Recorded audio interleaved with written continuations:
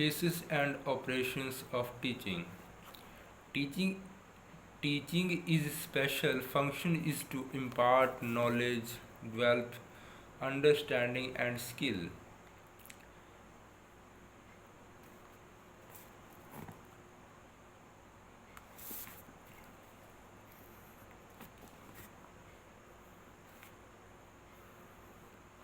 In teaching, an interaction occurs between teacher and the student by which the students are diverted towards the goal.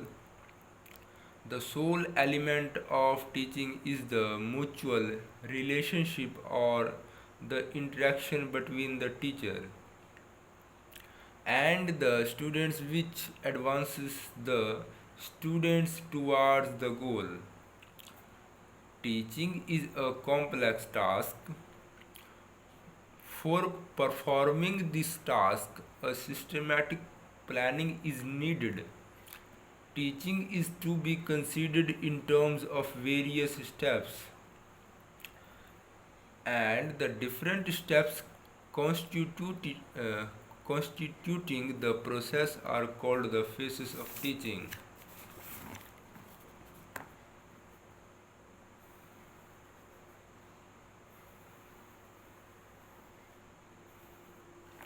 Teaching activities are different in the different phases of teaching.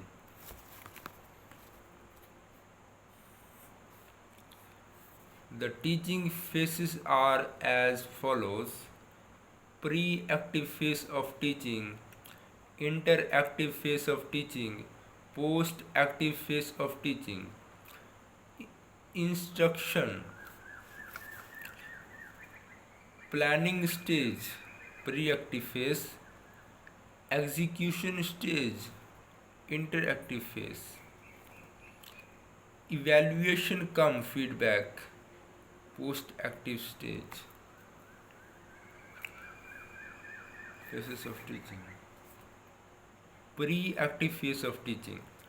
In the pre-active phase of teaching, the planning of teaching is carried over.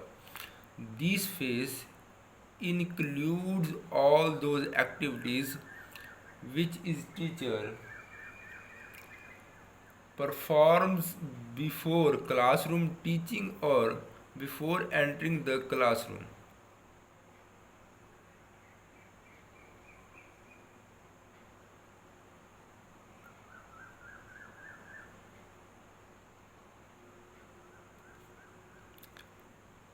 Pre-active consists essentially of the planning of a lesson.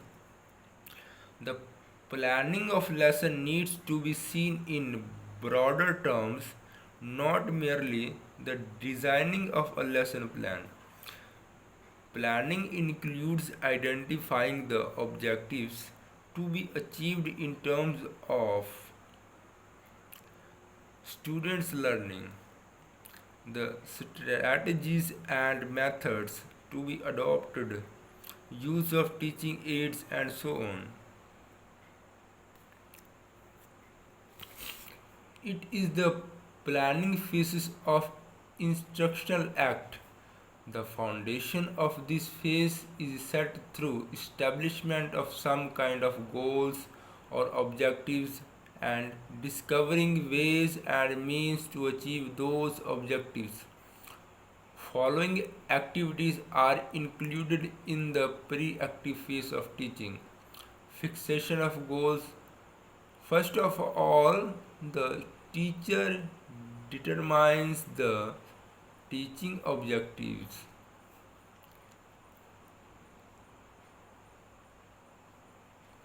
which are then defined in the form of behavioral changes. In other words, he/she ascertains the teaching objectives and what the changes he/she requires in the pupil by achieving those objectives. These objectives are of two types: entering behavior objectives, terminal behaviors objectives.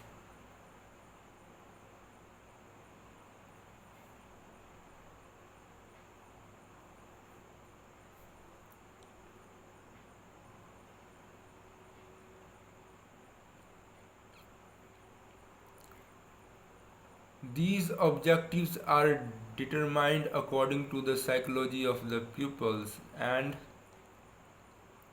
needs of the school and the society. Selecting the subject content. After fixing the teaching objectives, the teacher makes decisions about that content which to be presented before the pupils, and as a result he/she wants to bring the changes in their behavior. These decisions is taken by the teacher while focusing on following points. What is the need of the curriculum proposed by the teacher for the pupils? What is the terminal behavior of the pupils? Why the pupil need it to learn? What level of motivation can be effective for the pupils? By which methods the teacher should evaluate the knowledge related to the subject matter? Deciding about the elements of content for presentations. After making decisions regarding the content to be presented to the pupils, the teacher arranges the element of content in a logical and psychological sequence so that the arrangement of content elements may assist in transfer of learning. Decision making about strategies of teaching. After sequencing the content, the teacher makes decisions regarding the proper methods and strategies, keeping in view the contents and the level of the pupils, with the help of which the contents can be marked on the brain of the pupil very easily. Hence, during the teacher's training, the emphasis should be on the development of this skill.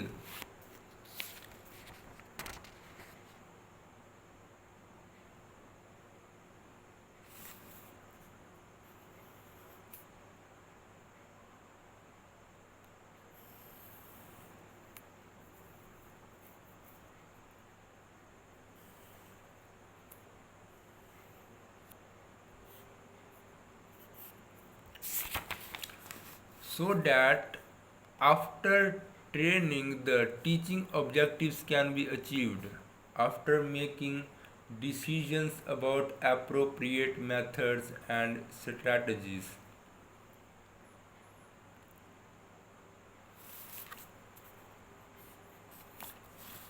Distribution of teaching strategies. It should be remembered that the decision making regarding the teaching methods and strategies for presenting the sequenced content to the student is not sufficient, but the teacher is also to decide how and when he will make use of which methods and strategies during the classroom teaching.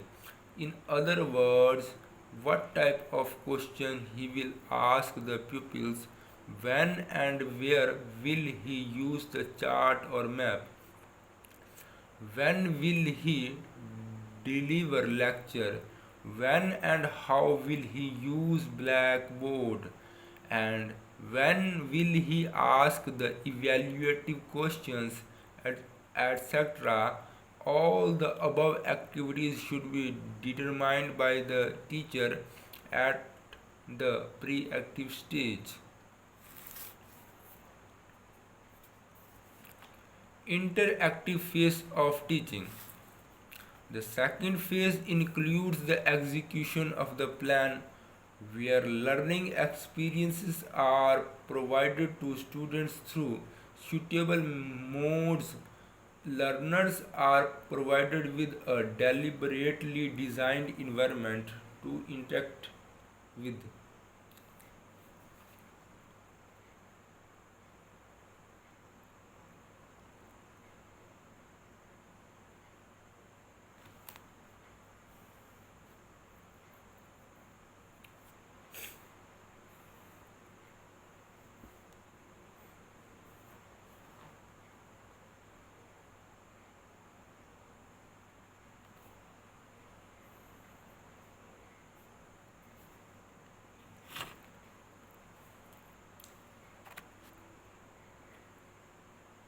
Learners are provided with a deliberately designed environment to interact with, keeping in focus pre-specified objectives of bringing about specific desirable changes.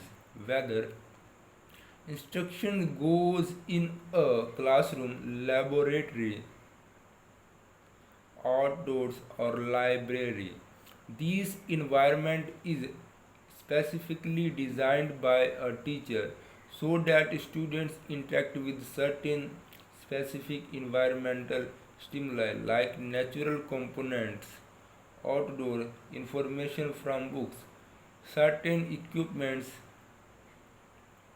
laboratory, etc. All those activities which are performed by a teacher after entering in a class are clubbed to combine together under interactive phases of teaching.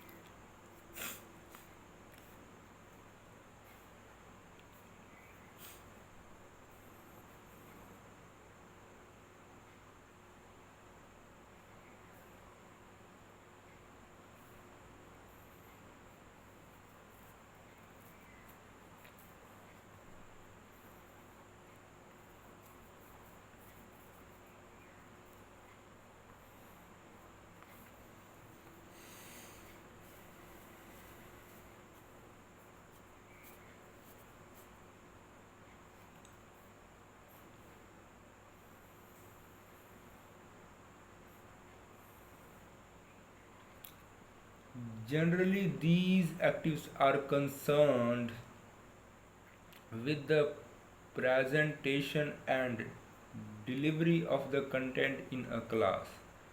The teacher provides pupil verbal stimulation of various kinds.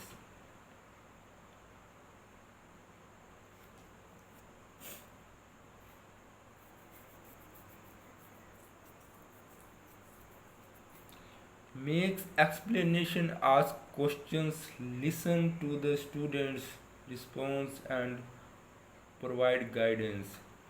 In the interactive phase of teaching, all those activities are included, which a teacher carries over right from entering the classroom till the presentation of the content.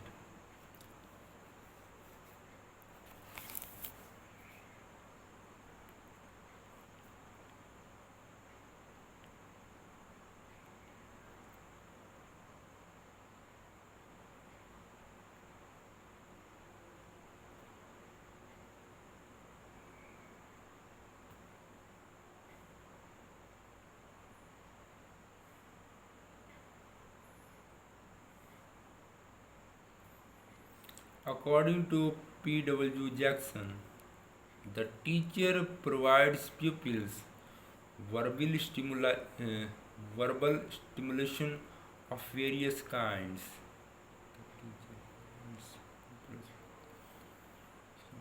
Makes explanations, asks questions, listens to students' responses, and provide guidance. The following activities are included in the interactive phases of teaching. Sizing up of the class. As the teacher enters the classroom, first of all perceives the size of class.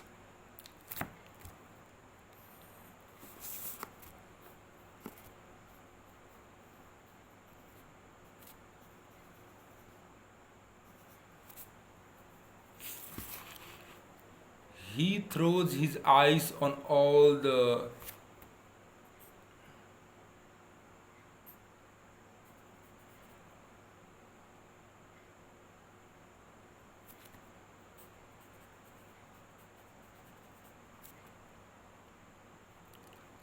he throws his eyes on all the pupils of the class in a few moments. He comes to know the pupils who can help him in his teaching and the pupils who can create a problem for him. As a result of this perception, he can recognize those pupils who are to discourage him and those who are to encourage him by their face reading. In this way, the teacher can fill the class size in a few moments. In the very same way, the pupils can fill the personality of the teacher in a few seconds. Hence, at this stage, the teacher should look like a teacher. In other words, he should possess all those characteristics which are supposed to be present in a good teacher. Diagnosis of learners. After having a feeling of class size, the teacher makes efforts to know how much the newcomers or pupils have previous knowledge.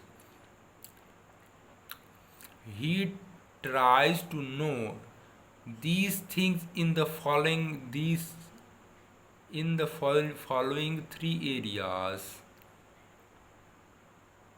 abilities of learners, interest and attitudes of learners, academic background of learners, action and reaction or achievements. Two types of activities are involved in the teaching: initiation and response.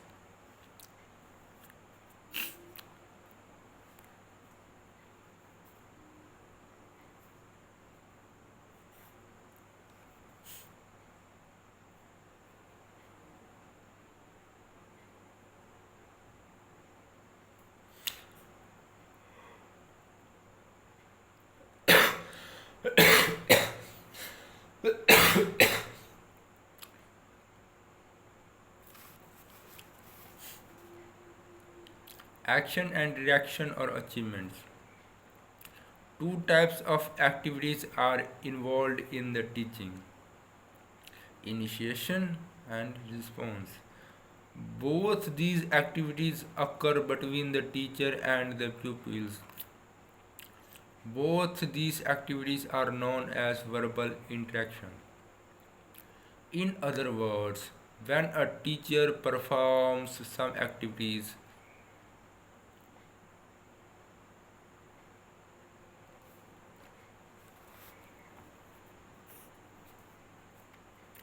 when a teacher performs some activities, the pupil react him, or when pupils perform some activities,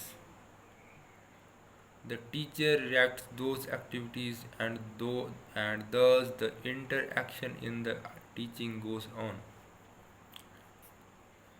We can present the interaction of the teaching by a following chart.